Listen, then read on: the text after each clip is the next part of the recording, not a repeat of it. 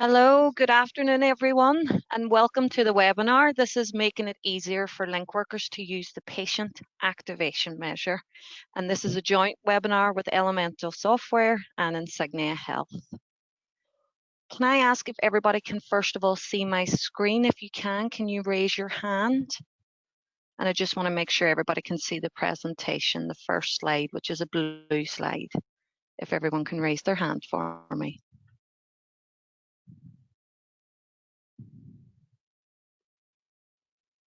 I'll just give it a few minutes there. Okay, thank you, Michelle. Michelle can see it. Anyone just joining there? If you can just raise your hand and let me know that you can see the blue title screen for the webinar, and then we'll kick off. Okay. Alrighty, folks, thank you very much for letting me know that you can see that. So my name is Serena Terry. I'm CEO at Elemental Software, and you're all very welcome today to the webinar. I'll be your facilitator today. It's my job just to make sure everything's running smoothly, everybody can hear us, and see the slides. And just to let you know that at any stage throughout the webinar, if you'd like to ask a question, please pop it into the questions box or into the chat box. We will be stopping regularly for Q&A breaks throughout the webinar. So if I don't get to you right away, I will try my best. There are over 260 people registered for the webinar today, so I'm sure you can appreciate if we don't get to your question today, we will get back in touch within 24 hours with an answer to your query. So can I just ask if everybody can hear me and see my screen once again, just to raise your hand for me. Thank you, Anna. Thank you, Kirsten. Suzanne, you can hear and see me. Vicky can hear and see me. Thank you so much, guys. Okay, so without further ado, we'd like to kick off the webinar. But before we do so, what we want to do is just kind of break the ice, and we want to find out how everyone's feeling today. Now, I know with the new restrictions being announced, things are probably a bit uncertain today, but we just really want to know where you're at today in terms of this webinar. How are you feeling? It's late on in the afternoon. Are you a bit sluggish? Do you need a cup of coffee? Are you ready for action? Are you ready for learning about PAM? How's your day been? Has it been really busy? Let us know. We want to set the scene and kind of put the feelers out in terms of how people are feeling. So that poll is going. Thank you very much. I'll let it run for another minute. And then we will show the responses. I'll just give it one more minute. Thank you all. Okay, so I'm going to close that poll and I'm going to share those results. So as you can see, it's a kind of a mixed bag. 29% are good, but they need more coffee. Do not worry, you're not on your own. I am sitting with the strongest cup of coffee I could get this afternoon. 36% of you are ready for action. Fantastic. That is what we like to hear. We hope the other 29% are enjoying a nice cup of coffee now and stick with us for the next 45 minutes or so. 35% have had a really busy day, but they're excited for the webinar. That is lovely to hear. Thank you so much. So I'm just going to close those poll results now. And I am going to launch one more poll. And I just want to ask, what is your job role? We just want to find out in terms of the audience out there, what kind of people are on the webinar today. So if you don't mind popping your answer into that poll for me. Thank you very much. And then we'll show the results again in terms of the audience that we have today and where you're working, what your responsibilities are. And again, that will help us shape and refine the webinar in terms of who we're actually speaking to today. So I'll give that one more minute. Again, I hope everyone's enjoying their coffee breaks. Kristalina, who's on with us this morning, has just started his day. He's in America. Chris, what part of America are you in? Portland, Oregon. So famous for 7 days of the worst air in the world with massive forest fires, but we've gotten rain.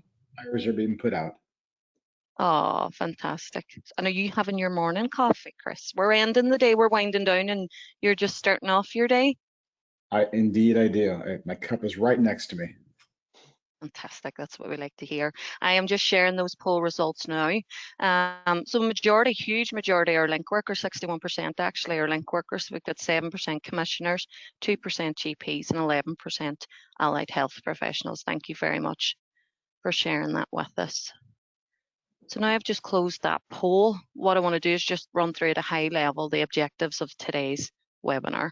So we really want to give you an overview of the partnership between Elemental and Insignia and where PAM fits within that partnership. We want to talk about the benefits and what it means to you, your organisation, your teams, but more importantly, your communities and the people that you are looking after. We want to talk about how it works in a digital setting and within a social prescribing setting. And then we're going to talk about the feedback so far. So we've got one of our customers here from Age UK Hillingdon, Oki Lee Morris, who's thankfully come on to join the webinar today to talk us through how they're using PAM and how it's benefiting their organisation.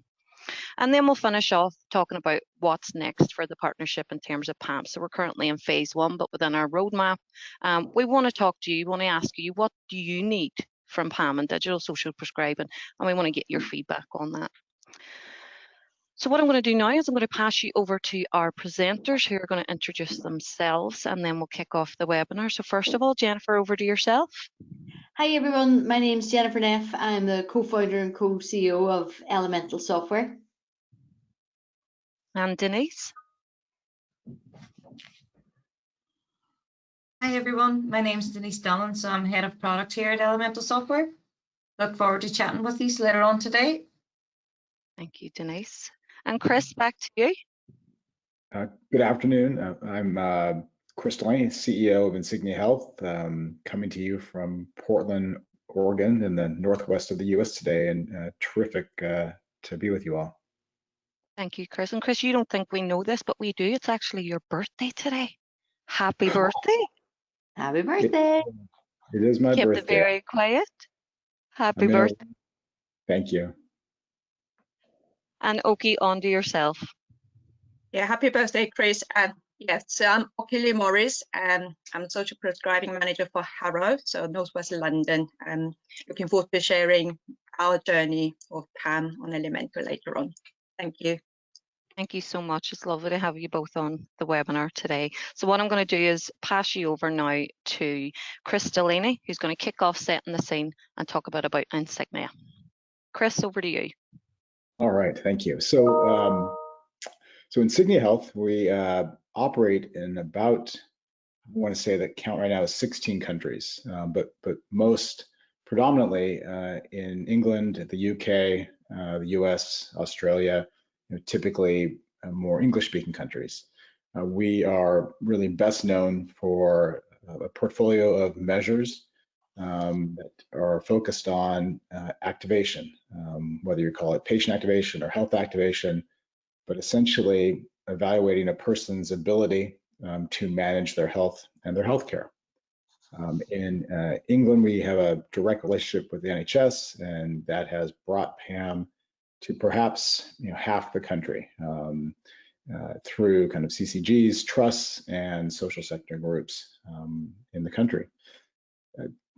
Typically, PAM is used in three core manners. One is to really guide the use of resources more effectively. So thinking about how do we invest kind of time, talent, the proper resource with patients that are typically lower in activation. Second, how do we tailor communication, education, our interactions based on these PAM activation levels? And I'll bring to life kind of these 4 PAM levels in case that's newer to you. And then a reassessment. So you administer again at month 3 or 4 or month 6, but that pre-post allows you to measure change at various units of analysis. So whether it's at the patient level, the location, the program, a region, even for the NHS of England, at the country level. So it's a really powerful problem in that with PAM, we understand the value of a single point change, and I'll tell you a bit more about that as well. And then we know very clearly that when activation goes up, the things that we all want to see improve do. Satisfaction increases, quality of life increases, utilization and cost decline as activation goes up. And so I'll tell you a bit more about how that occurs as well. Next slide. So if you're using PAM, well, then you're familiar with it already. It is a 10 or a 13 item measure. It has some slight adjustments from the original US English version that was done during kind of a learning set process before the NHS expanded more broadly in the country. These questions, although they might at times feel a little medicalized, that's not the intention at all. So their intention is to measure a latent construct, something we really can't see. We're measuring a person's activation or self-management ability. And we do that through looking at knowledge, skills, and confidence. So question 4, I know it may be a little hard to read here. I know what each of my prescribed medications do. This just turns out to be an excellent knowledge question, better than many other options evaluated over the years. And so we know that when people are struggling or low in activation, they tend to really struggle with answering or agreeing to that question. They tend to answer disagree strongly or disagree as one example. When you complete the survey, we get really 2 important metrics. One is a score on an underlying 100-point scale.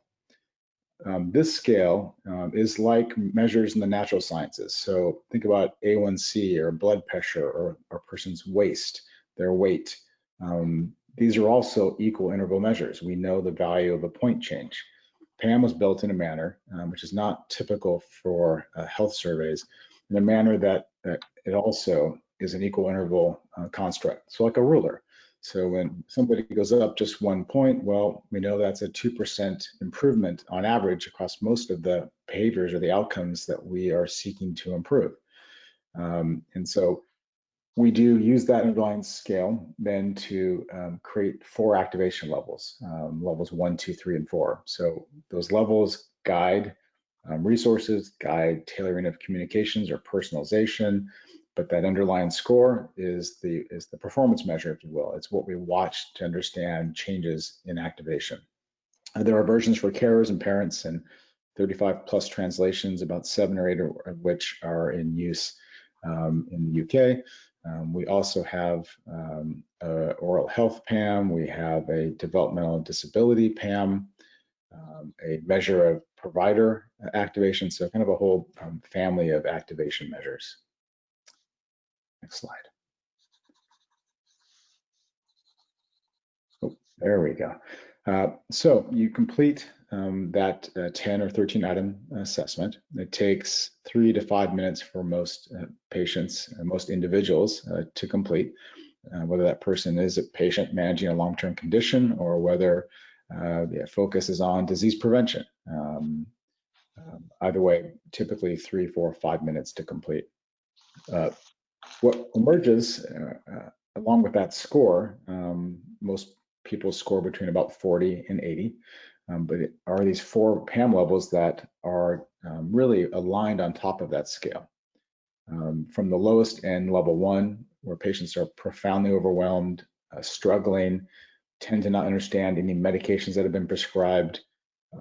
They think my doctor's in charge. Very passive in their use of care. We know they're very high utilizers. Whether it's A&E, the ED, real high risk of readmission post-discharge, and so on. At the other end of the spectrum, level 4s, really good self-managers. I'm my own advocate. My doctor can only do so much. They have achieved guideline behaviors, whether it's kind of proper fruits and vegetables every day, physical activity most days of the week, taking medications as prescribed, getting a mammogram, annual checks. These are things that they just do, right? So when you think about how we invest resources and time, our opportunity will be much greater with level 1 and level 2 individuals, which tend to be 40–45% of a population managing a condition. If you were looking at a population that, let's say, a bit younger, disease-free, it might be 35–38% of a population. These 2 levels tend to account for about 80% of whether it's hospitalization that can be prevented, admits, readmits, lost medication days. All of these things really reside primarily with level 1 and level 2 individuals. Next slide, please. An example of kind of the difference between being low and high activation. So this was a study that was worked through by the NHS and the Health Foundation and published. It took roughly 35,000 patients in Islington, and it looked at their PAM levels relative to their hospitalization, emergency admissions, A&E, and then clinic activity, outpatient and GP attendance. And then they compared level 4 to level 1, so the most activated to the least activated. You'll find that if you're a level 4, you're nearly 40% less likely to have emergency admissions, 30% plus less likely to have A&E, and even significantly lower clinic attendance as well when compared to a level 1. This is a finding that's been kind of reproduced in at least a dozen countries, very consistent. The kind of utilization that we can prevent, hospitalization in particular, really the focus is on patients in these lower 2 PAM levels. The Health Foundation modeled that if you applied this across the year of the data being utilized, it would account, if you moved everyone from a level 1 to a 4, it would amount to reducing 5% of all admissions, 6% of all A&E. So really a significant change in use of those resources. Next slide, please. So you have the 4 PAM levels. You've completed the measure with the patient. I should have mentioned that link workers are a group within kind of NHS use that have access to PAM, and about 150 link workers thus far have been set up to use the patient activation measure through kind of what we call these score sheets. And today you'll learn about kind of, for many of you, a much better way to access and use PAM. So you've completed the measure, and how might you start to think about using resources a bit differently? This is a simple adaptation of work that Ollie Hart and Sheffield has done at creating a kind of a quadrant model. But the intent of the model is to focus resources that are really proper for a given level of activation, but also the person's kind of complexity of their health.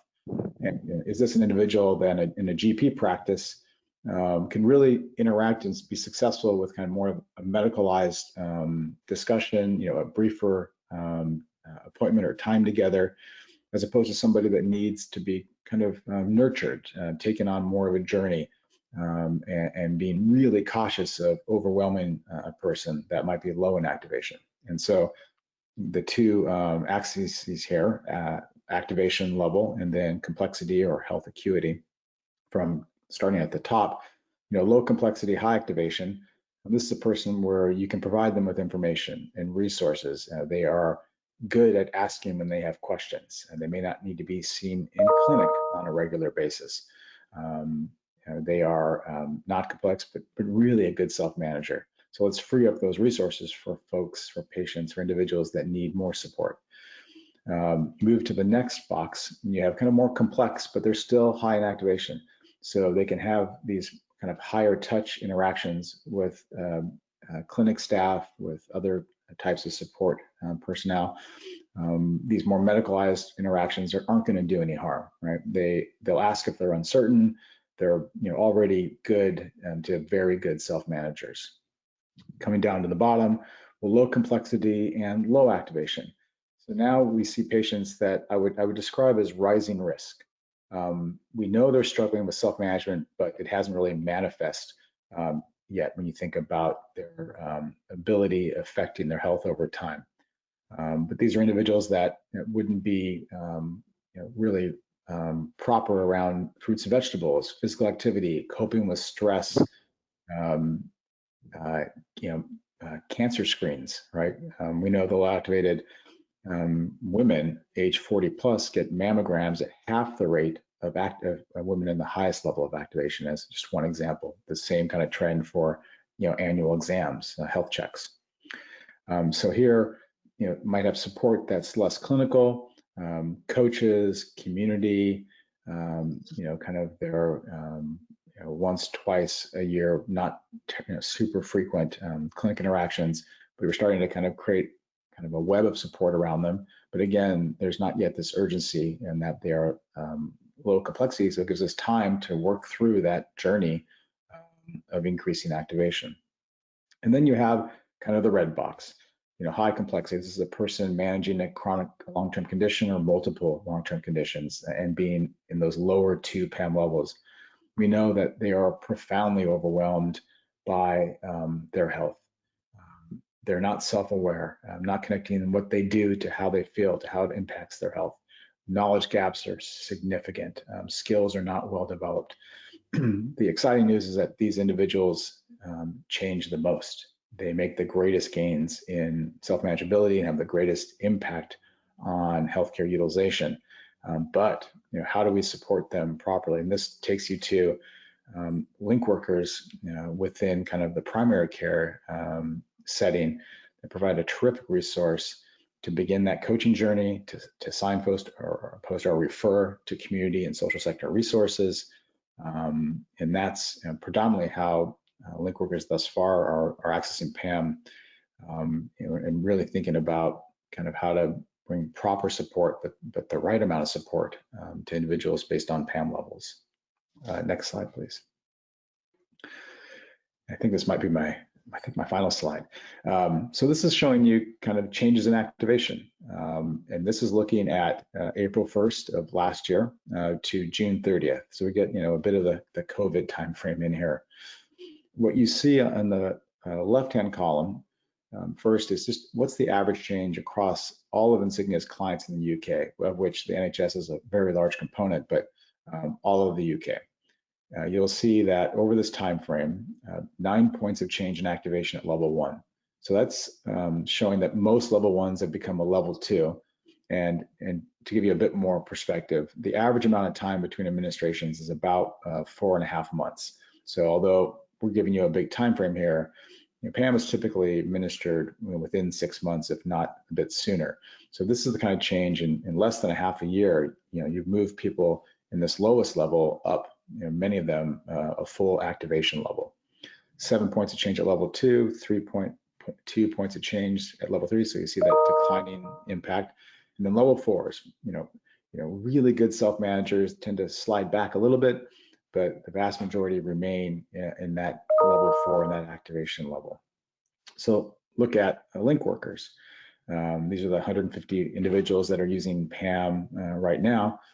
7 points of change in level 1, 7.3 of level 2, 5.5, so a little bit higher rate than the larger Vantage, and then a smaller decline of level 4s, and then an average gain that's a bit higher, 6.3 points.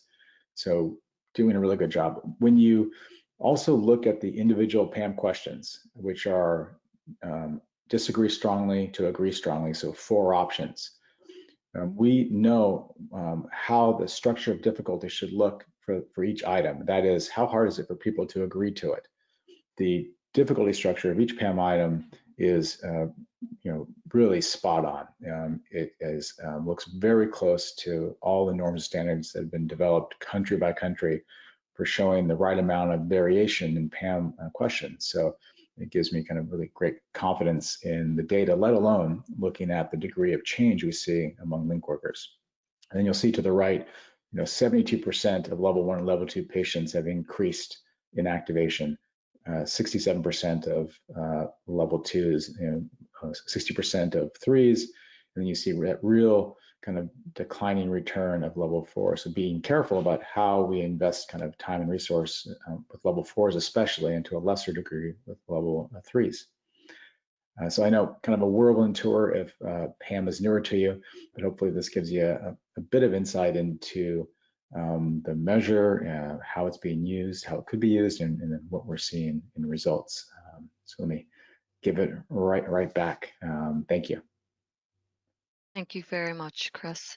So I'm just gonna just go back on this slide because we've a lot of questions coming through, and I'm just gonna break and answer one or two, Jennifer, if that's okay, before you move on to the elemental slides. One of the questions there from Sasha Ray is that all the PAM questions seem to be health-based. Sasha's asking, how does this fit in with patients that you're seeing for social issues, for example, housing, debt, or employment? Yeah, it's a great question. We do a lot of work across the world in programs that are dealing with the most underserved and populations that have the greatest social inequalities. In the US, it tends to be what we call Medicaid, a type of health coverage, but it's also the case in the UK and Australia and Canada as well. And so it is a real challenge because the measure, you think about kind of Maslow's hierarchy, the basic needs on the bottom of that pyramid need to be addressed typically before you can really make progress on those things related to health. So we do know that activation aligns quite well with individuals struggling with housing, struggling with finances. We've had many health studies that will look and put in different questions around accessing care, getting to care, and even access to healthful grocery options in stores and so on. And so we find that if you're low in activation, those kind of upfront barriers tend to also be quite overwhelming, and you're struggling with them. But with that said, the measure itself is really thinking about your health and healthcare, and not kind of measuring activation in the context of really those kind of basic dimensions. But if I have a person I'm working with that's in the lower two levels, given the wealth of data, I'm going to clearly assume that if they're in a situation where housing, food, social support, finances, all these things, I would assume that those are also a challenge, and particularly something that creates this greater sense of feeling overwhelmed. I can't deal with more important issues. I sure can't get to my health. Okay, Chris, thank you very much for answering those questions. I'm going to pass on now to Jennifer Neff, CEO at Elemental, who's going to kick off and tell you a bit about us. Over to you, Jennifer. Thank you, Serena, and thank you, Chris. So yeah, I'm just going to give you a quick overview in terms of who we are and what we do, and I'll lead into kind of why we decided to join forces, so to speak, and connect to systems for the greater good of the community.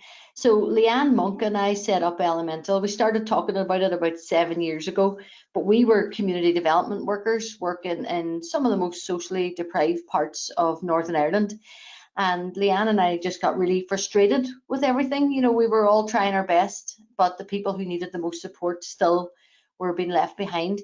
And Leanne and I suppose, when we looked at it in terms of being community development workers, we kind of likened ourselves to early stage link workers, because we didn't know about the term social prescribing back then. We didn't know that it was called social prescribing, and still to this day we still talk about it. It's really just good community development, something that a lot of us know and have been doing for decades and decades, and now it's been called social prescribing. So whether you love it or hate the term, it's here. So Leanne and I were, we were designing and delivering programs around health and well-being and digital skills and employability and volunteering. And it was really, really challenging because, you would secure the funding, then you had to recruit people then to engage in your programs and your services, and you had to support them and find out about other things they were interested in. And you also needed to report then to different funders, and we had lots of different funders. So there was all different types of reports, and it was really, really challenging. And then you had your evaluation, and then you had to go and tell everyone about the project. So when it boiled down to it, the time that you had to be able to engage with people and support them and empower them, it was really not as much time as what you would have liked. And you were bogged down in admin and things like that. So Leanne and I says, we've had enough of this. We've had enough of health inequalities as well, and we're going to do something about it. So we came up with this idea about connecting communities. and we got started with we pitched our idea in a competition, but we didn't win. But the person who actually won said, look, I think your idea is better than mine, so he gave us the £500 that he won that night, and that was 7 years ago.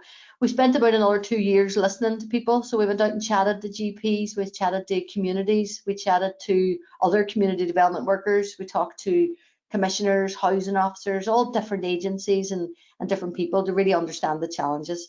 So what you see today is a platform that we have developed that responds to the challenges that we've heard and continue to hear over the past 7 years.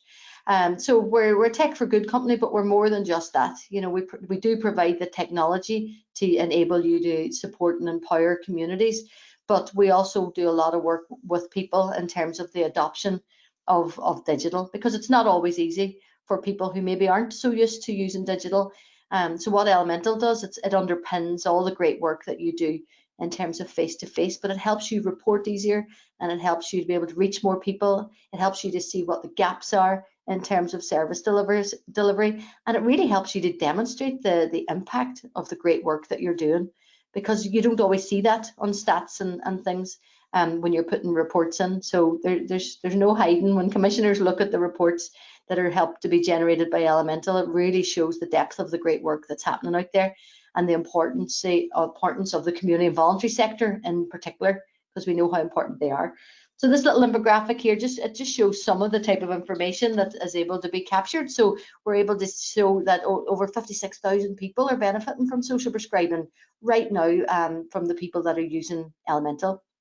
We've great uptake as well in terms of GPs and nurses and practice managers, so nearly 6,500 people there.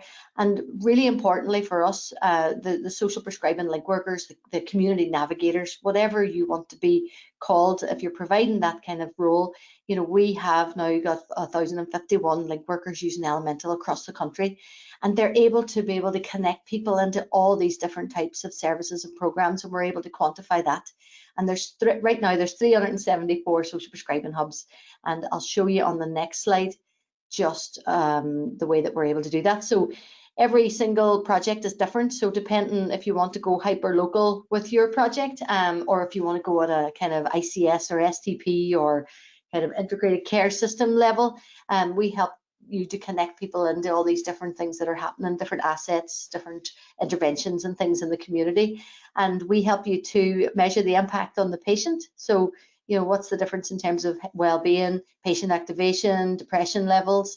What's the impact on the community? So how many referrals are you receiving? Where are they coming from? What are the reasons for referral? What's your capacity to manage the referrals? And what are people choosing to engage in? And what do people think about that? So if a lot of people would engage in like men's sheds and walking clubs, what's the feedback from that as well? So that all helps. And then finally, what's the impact on the health and social care system? So as a result, are you seeing a reduction in GP appointments, A&E appointments, hospital readmissions? And the data that Elemental is collecting is also been able to be linked with GP data. So in Tameside and Glossop, for example, they said, you know, they had so many people involved in social prescribing. Let's look at the data that was sitting on the GP systems to say, what was the GP appointment attendance rate like pre-social prescribing, and what is it now as a result? And so it makes it easier when you're able to have digital to do that, because if you're just working from a kind of paper-based solution or relying on people to try and remember how many times they went to see the GP last year, it's quite difficult. So who uses Elemental? So a lot of you will be looking at this map thinking, oh, I don't see a green on where I'm from. The green areas on here are all the different types of people using Elemental. So we have most of the people who would take a license for Elemental would be in health. So clinical commissioning groups. So there's 26 clinical commissioning groups across England using Elemental right now. We have housing associations, local authorities, VCSE sector organisations. They would be the second biggest users of Elemental. And what people do is they write the Elemental into tender bids and things, and it helps them win tenders. It helps them to deliver on the different programs that they deliver on. We're also in prisons as well, so we've helped to embed social prescribing in prisons, and more recently we're now working in universities as well. So we've got 2 universities in Wales who have run a student wellbeing program, and Elemental is helping them to design that and structure that as well. So I'm going to introduce you to Oliver very quickly. This is Oliver. He had a stroke 6 months ago, and it's affected his speech and mobility slightly. His family lives in another city, so he's quite socially isolated, especially since the stroke as well. And he needs a bit of help in terms of motivation. He's learned a lot of stuff when he was in hospital, but keeping up with the routine's been quite difficult since he's come out of hospital. And as a result, now he's experiencing mild depression and anxiety. This is just a little typical kind of journey, and a lot of you will recognize this yourselves in terms of the jobs that you do, but Elemental kind of underpins these different parts of this journey. So a GP can make a referral. So what we decided early on, Leanne and I, we said, if we want to get GPs to be buying into this, they have to be able to generate referrals from their clinical systems. So what we did was we connected Elemental to EMIS, System 1 and Vision. So the GPs didn't have the excuse of saying, oh, I'm not logging into 2 different systems, that they're able to say, I can make a seamless referral from within my clinical system within 3 clicks, and that referral goes straight to a link worker or a team of link workers in the local area. Now, those link workers can work remotely. They don't have to be in the practice because they've got their laptops. That's assuming that they have their laptops, and hopefully they do, but they're able to get a notification to say, log into Elemental, you've just had a referral. So they're able to do that. And then link workers are able to meet with Oliver then and take some baseline measures. And this is where you might want to say, you know, we're going to measure well-being. So we might use SwenWebs, might use ONS4, and, you know, this person has some long-term conditions. So let's use a PAM, take a PAM score as well. Then based on that, they can co-create then the social prescription. So there's a live and interactive database of services on Elemental that the link workers can have an input into maintaining. You might also want to ask other community voluntary sector providers to have an input into that, or you might have a really cool database of services or a website that has every single thing that's happening in your community. We can connect with that as well. So you'll see that there's a theme emerging here in terms of connections, and connections of people and connection of systems, because it really does make things easier. It's not easy, but we've taken that jump and we're seeing the benefit of it. Then you can do your monthly follow-ups, your scores are retaken, your extra support if needed. You can do your PAM score again, set reminders and things, and then you can be able to see what's the difference in Oliver's and anxiety levels are lower. He's less isolated, he's more physically active. And then that all leads to obviously engaged, activated, empowered people and communities. But when this all works well, it's great. But what this does too, it helps to maybe see where maybe some people have maybe dropped off through the journey. So you might have met with, maybe the referral is made, but for whatever reason, then the link workers find it difficult to get in contact with the person, or maybe the person comes to the first visit and you're not able to see them again, or they come along and decide that they'd love to get involved in lots of things, and for whatever reason they don't. So it lets you have information that's able for you to better support those people and be able to do what you can.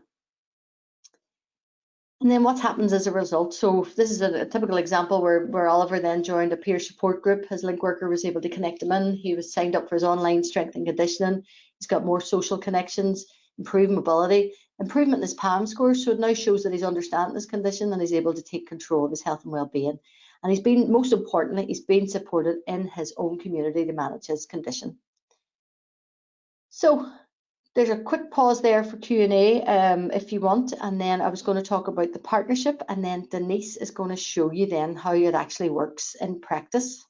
Yeah, so we've had loads of questions there. A lot of them are relating to PAM being paper-based at the minute, and asking a few questions that I know are going to be answered by Denise's run-through and demonstration of how it fits in digital with Elemental, and as well as that, Oki speaking about her experiences in Age UK and using PAM. So I'm going to let us continue on because we are tight for time, if that's okay with it. So Jennifer, I'll pass back to you. Get a lot of the questions that everyone's asking. If we do not get to you, we'll get back to you within the next 24 hours.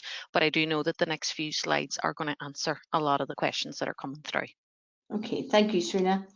So when we looked at a partnership, it's really important for us in terms of working with people with shared values. So I don't know if you guys know Chris and Naomi and Stacey and the team, but they're lovely people and they genuinely care about people and communities and about empowering people. So it's always a good fit for when you share the same values as people. So this is just a little quick overview of that. So, you know, the challenges that were faced by link workers, we said, look, if we can come together and create a seamless connection between both of these systems, that'll help, because there's lots of reporting happening at the moment, lots of targets. It's difficult to reach everyone. Increasing workloads, especially during COVID, the pressure that's on link workers. There's not a day goes past when you look at the Future Collaborations forum, the challenges that people are under, and especially around safeguarding as well of link workers. And there's not enough time for you to write back to every single person who's made a referral and provide an update to them. It's impossible if you were to do that, you know, paper-based, or even, you know, to do it securely. Email isn't the best way to do that. And it's hard to know what's most suitable for a person to engage in as well. You know, you want to be able to look after the people that you're working with, and you hope that if you make a referral or signpost them to an organisation, that they're going to be looked after in the same way that you've been able to support them. And really it boils down to it, what is out there, especially now during COVID. You know, a lot of services and interventions and programmes that were face-to-face are not face-to-face anymore. So what's available? And then just looking at the challenges faced by GPs as well. So we all know the social needs are putting pressure on GPs. They want to, more than ever, we're seeing implement a more than medicine approach. We're also starting to see more GPs. They would have said before, oh, I'm just happy to make the referral. I don't need to really look at what follow-up or what's happened. But a lot of them now are wanting to see, I made the referral on this date. You know, what happened as a result of that? Did the link worker meet with the person? What was the issue in the end? What are the things that they're engaging in? Or why have they not engaged as well? And then it's that safe, secure, effective treatment for people, because like GPs, obviously, that the time is restricted in that. And then there's targets then obviously coming from NHS England and having that visibility. But really for a lot of people, it was what's out there, you know, what initiatives are there that my patients can be supported with. And sometimes they do want a little bit of quality assurance as well in terms of who their patients are being referred to.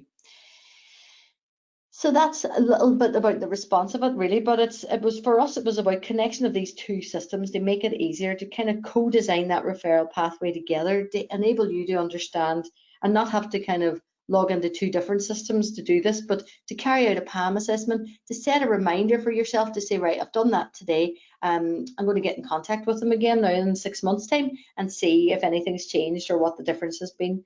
And as well as that, it's really to help people to see the difference that it's making as well to their own health and well-being. So I'm going to hand over now to Denise, who's going to show you how it works. Thanks, Thank Jennifer. you, Jennifer. Okay, so I'm just going to put this slide up here just to remind you. Jennifer went through it, but just as basically every point on this diagram is a touch point within the platform.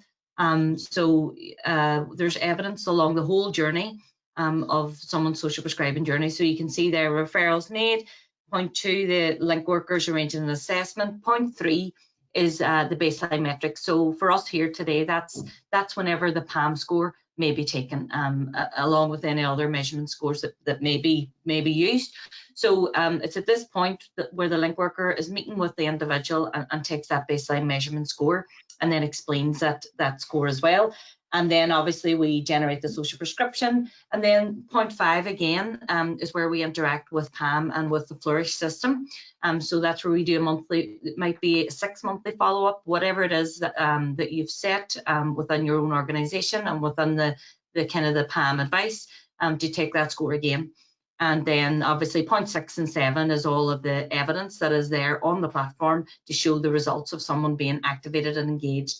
And when we're talking about PAM, we're talking about their pre-score and their post-score. So have they actually increased their level and all that kind of really good, rich data that you can get from that. So if you want to jump on to the next slide there, Sharina. So basically, I'm just going to show you, just have some screenshots of the platform. Of our demo platform. So when a referral is made in Elemental, it doesn't matter how it's made. Jennifer had said about it can come through a clinical system, EMIS Vision System 1, it can come through a self-referral, or it can come through any nominated person who is making a referral via a specific URL. But however it's being made, it lands here within the Manage Referrals section.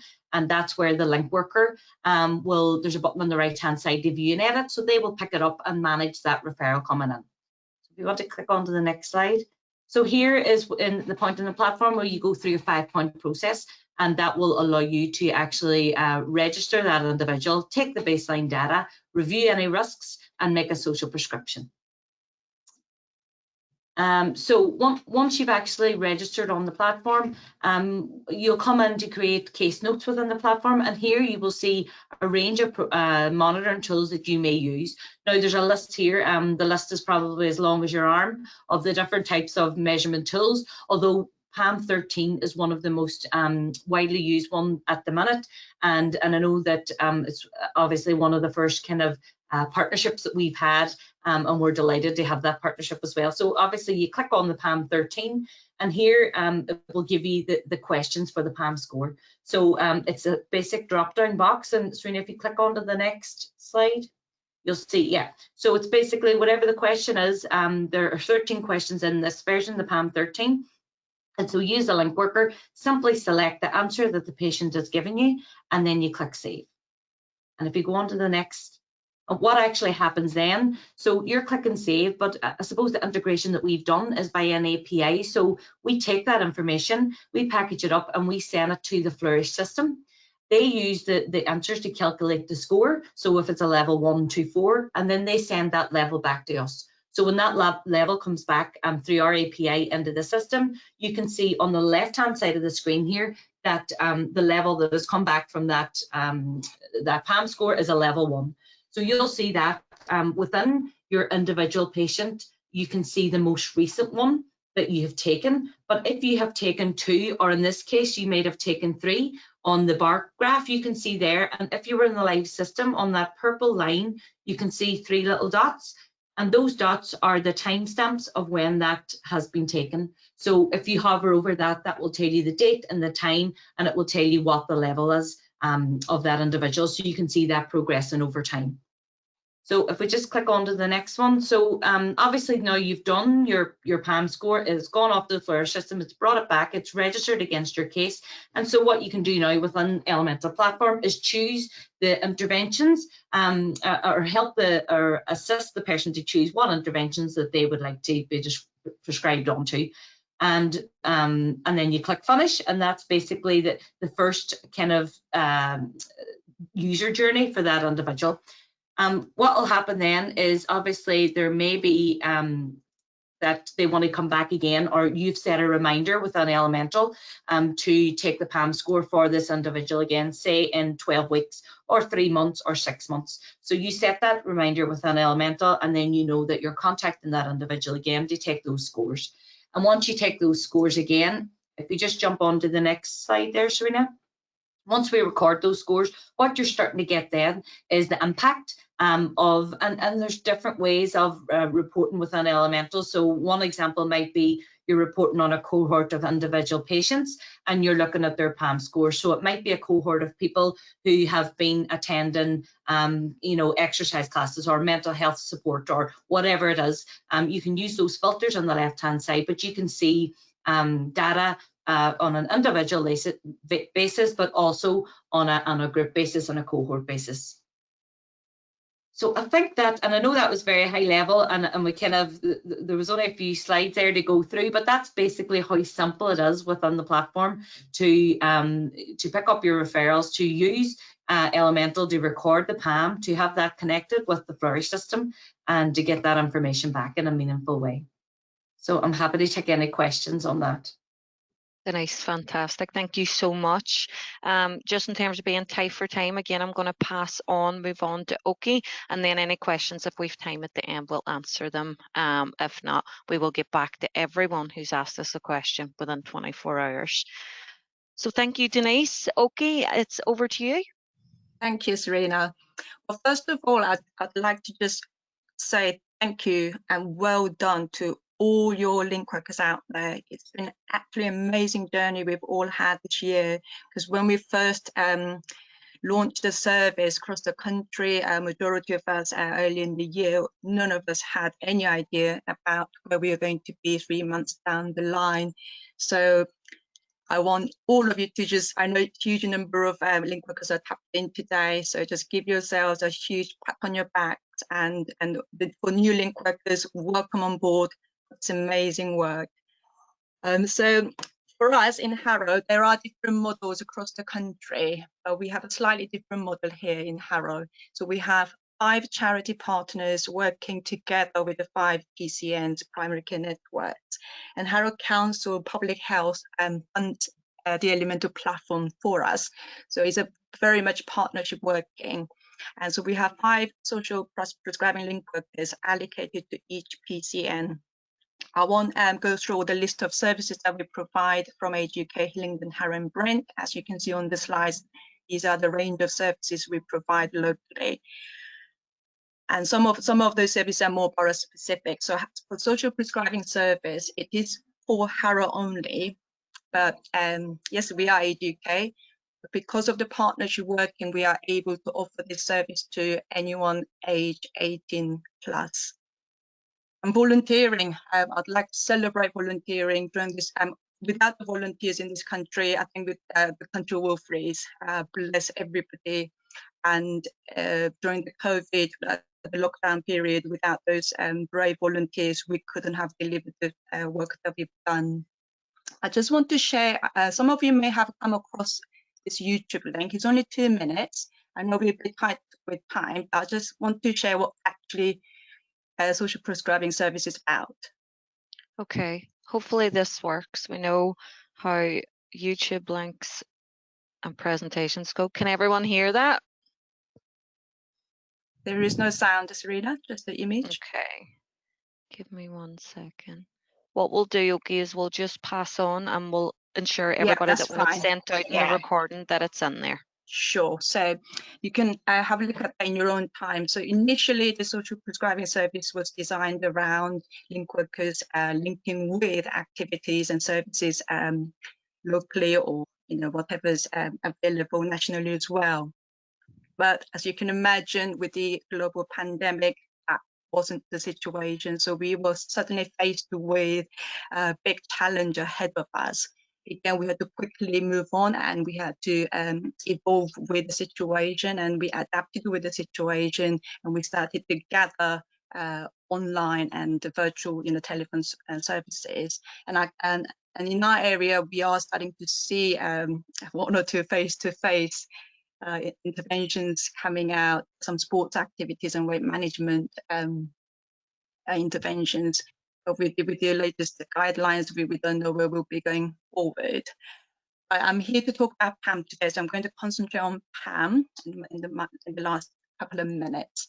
So it is a great tool to have on the platform. We've had over 620 clients in the last since launch officially in March, but really April onwards, we started taking referrals from all 5 PCNs.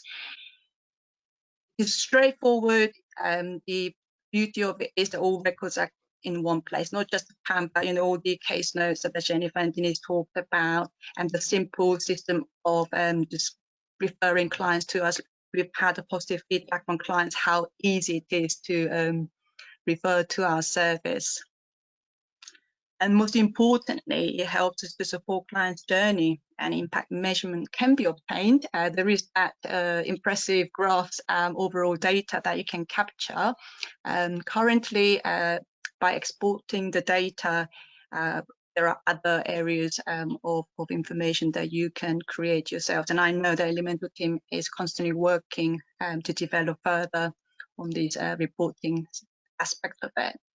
So for us, it is easy process, because when you are dealing with complex clients, and when you have too much paperwork, admin work, it just reduces all your time to do so. And Chris mentioned about it takes 3 to 5 minutes to complete the 13 questions. I think that probably would have been the case if we were in the scenario of face-to-face consultations, but because of we're doing the telephone consultations, it is sometimes quite tricky to go through these 13 questions. So it does take longer than 5 minutes, I have to say. And with some clients with language barriers, because Harrow is most multicultural town in the UK, and also the clients with the mental health issues, it can take anything just sort of half an hour. I think occasionally we've had a client with 40 minutes as well. We are aware of other languages are available, and we do have copies of those. So overall feedback is in terms of PAM is great. Thank you very much for listening. Okay, thank you so much, Oki. Thanks for joining us today. It's really great for us to be able to share a customer experience of working and PAM in action, especially with your link workers. And as you say, it's not traditional face-to-face anymore, so it is great to hear those benefits.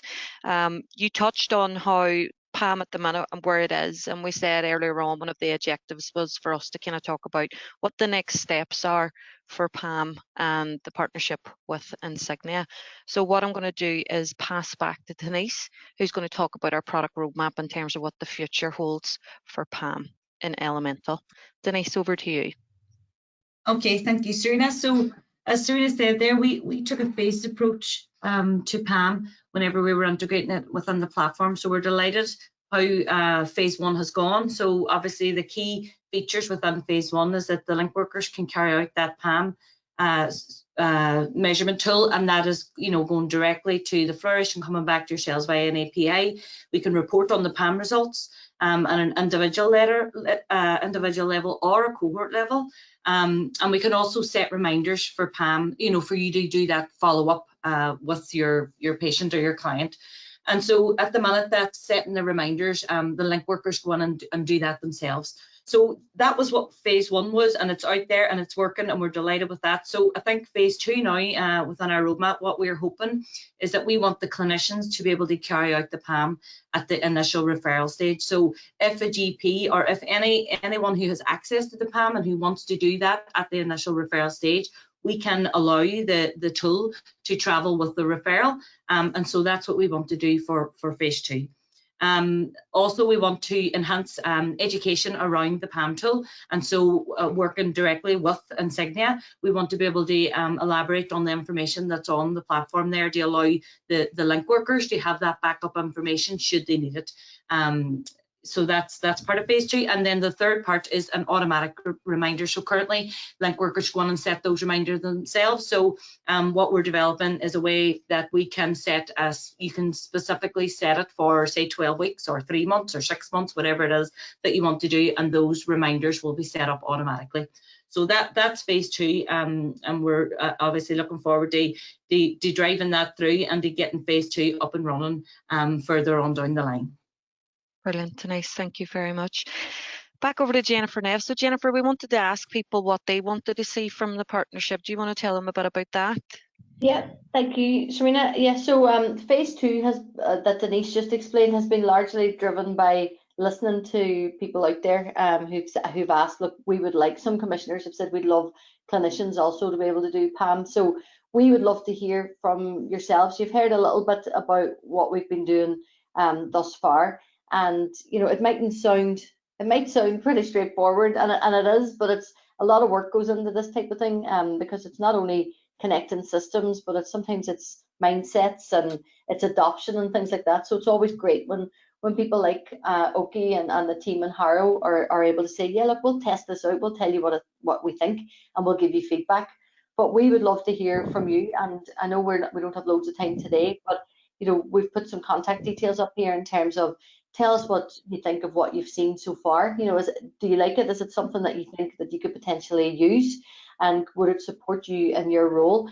What's missing? We know that there's loads of challenges out there, but what's missing specifically for you? And we'd love to involve people in some kind of user group experience to talk about what could happen next in terms of this benefit of this partnership, because we are really committed to working together, and it has to work for you guys. That's the most important thing. There's no point in us thinking this is a great idea, let's do this, let's do that. It really has to make a difference to your workloads and be able to help you deliver on your objectives. So get in contact with us. There's an email here, Cahir at Elemental Software. There's also Naomi's. A lot of you know Naomi already. There's an email of hers here on the very last page. But we'd love to hear from you, get a chat with you, and give us some feedback, because we are at that great stage where we're shaping about what the future looks like. what Denise didn't mention was that, and maybe I shouldn't mention it, but we're able to put the SNOMED codes are being able to come from the clinical systems into Elemental, and we're able to push them back in again into the GP records, and we're talking with one of those clinical systems in particular about pushing the PAM SNOMED code back into their system again. We are an EMIS accredited partner.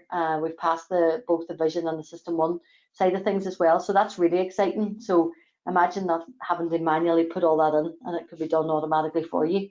So a lot of exciting questions times were ahead. directed at that, Jennifer. So I'm delighted we actually got to answer one or two there at the end with what you've gone through. So thank you so much. I just want to pass over to our guests, Oki Lee Morris, first of all, to give a final few words. Oki? Thank you, Serena. Yeah, just wanted to give everyone overall our journey with the Elemental team. I mean, it has been incredibly supportive team members, whoever I had to contact through the last 12 months, and it just wonderful customer services. So yes, there are areas room for development in anything. So I'm going to be honest, and I know that team is constantly working on that, but it is an incredibly helpful and useful tool that integrates with the clinical system. I think that's wonderful, and the team is just amazing. So thank you all, everybody here, and please extend my thanks to all your team members. Thank you. Well, thank you so much, Oki, and thank you for joining us today and sharing your experience as an Elemental customer and using PAM within Age UK, Hillingdon, Harrow and Brent. Chris Delaney, over to you for a final few words. Thank you. It's been really terrific to work with Elemental thus far. It's without a doubt we share the same passion for helping patients not only co-create their health, but to be more successful at doing so. And so terrific to have Pam as part of Elemental and to really facilitate link workers, which is an unbelievably important resource for individuals, for patients, really across the UK and frankly across the world, and often described with I guess descriptors that are not always link workers, but they're really the same key position. So really terrific to join you today, and thank you. Thank you so much, Chris. And Jennifer Neff, over to you for a final few words. Yeah, thanks everybody. It always amazes me when people are kind of putting things in their diary and planning out their week. You know, you've given an hour of your time to hear what we've had to say today, and we really, really, really appreciate that, because we know how crucial people's time is, especially at this in these current times. So we really appreciate that. Get in touch. We're always here for a conversation. We're really quite a friendly bunch, aren't we? So we can any questions that maybe that have come into your head after this. As Serena said, we'll follow up on all the ones that have come through here. But anything else, just drop us a line, Twitter, or on an email, or give us a ring. So thank you. Thank you. Thank you, Jennifer.